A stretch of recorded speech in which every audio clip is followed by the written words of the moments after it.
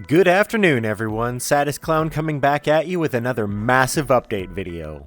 Introducing the Locked and Loaded update, which will be going live on June 7th. As you may already know, this update will focus on new weapons and weapon balancing. But there is a ton more to it than just guns, and that means this update is going to shake things up quite a bit and really change the game meta, so stick with me while I discuss all of the details.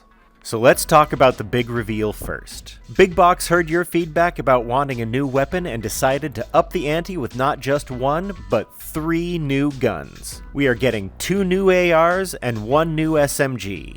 Well, 2 new SMGs, but that just means you get to wreck shop with dual Uzis. This weapon set is by far my favorite of the new weapons. The Uzis will use the same flick to reload system that many of you will recognize from the Season 2 Matador shotguns. They are insanely fun to use, but will require a little bit of practice to master, as you will need to put them away to climb or look at your map. But once you get up close to an enemy, you will be able to spray them down with a dual barrage of bullets that do 9 points of damage apiece, with no damage modifier for headshots. Or, if you're just cracked beyond comprehension, you can kill 2 people at the same time.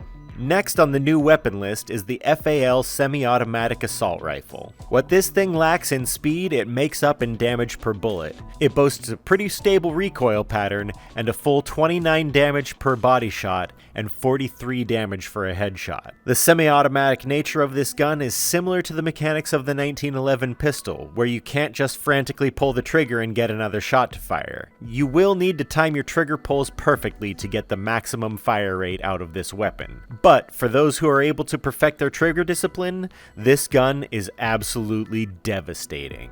And last but not least, the FRB full automatic assault rifle is a lower rate of fire AR with a super stable recoil pattern. For those of you who love your CX4, this might quickly become your new favorite weapon. Its rate of fire is slightly boosted from the CX4, but it only causes 15 damage per body shot and 22 to the head. It is still easy to one-hand while head peeking, and the recoil is just easy to deal with, which makes this weapon a formidable choice for anyone who's looking for something to replace that Umper CX4 in their loadout. And wait a minute, did I say 3 new weapons? Because, surprise, the Matadors from Season 2 are also coming out of the vault to once again give the dual-wielded shotgun option to all you short-range brawlers. These 4 weapons really offer a ton of variance to the game meta on their own.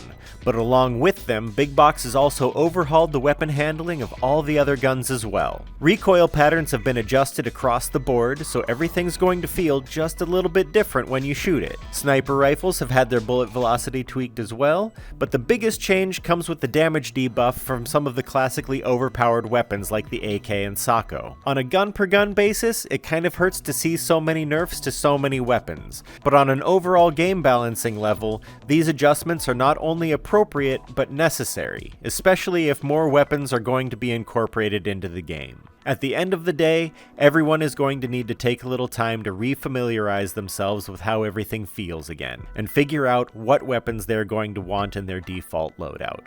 For high-skill players, this offers an opportunity to challenge themselves with learning new gun mechanics, while newer players will finally get an opportunity to get a leg up on the skill floor that has been constantly getting higher since the game launched a year and a half ago. I'm certain that all of you are up for the challenge and will have a blast mastering this new weapon balance. Along with the updated weapons, Big Box has developed a brand new monthly ranking system that's going to add a whole new dimension of competition to the game. The ranking system will tally up kills and placement for each game and award you points accordingly. It will also cost you a predetermined amount of points to join a game depending on how high your ranking is. So, the higher you are on the ranking board, the more points it's going to cost you to join a match. Top tier players will be rewarded with specially colored flight trails and titles, so everyone will be able to see when they're about to have their day ruined by one of the top players in the game. Ultimate bragging rights will be going out to the top 500 players, and the leaderboard will stay active for a full month instead of a week,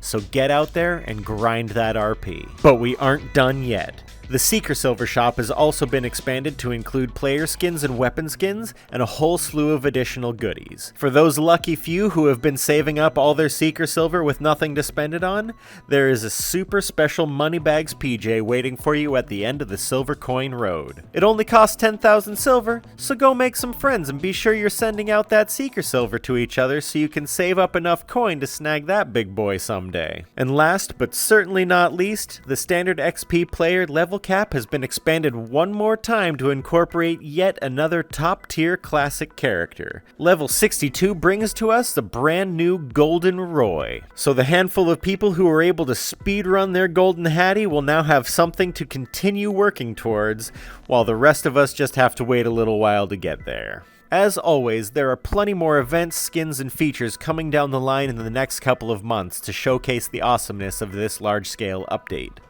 As well, there will be a ton of smaller bug fixes and patches to help smooth out some of the rough spots. You can always check the official Pop 1 social media channels for the patch notes so you can stay fully informed on the details of the updates as they roll out. So what do you think? Are you excited for this new game meta, or are you worried that the game is going to feel too different? I would love to hear your opinion in the comments below, and as usual, if you appreciate these update videos and want to help me grow this channel so I can make more of them, throw me a like, and maybe consider subscribing for the fresh Pop 1 content that I put out daily.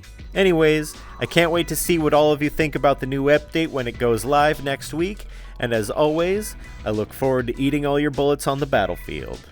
Peace out, guys.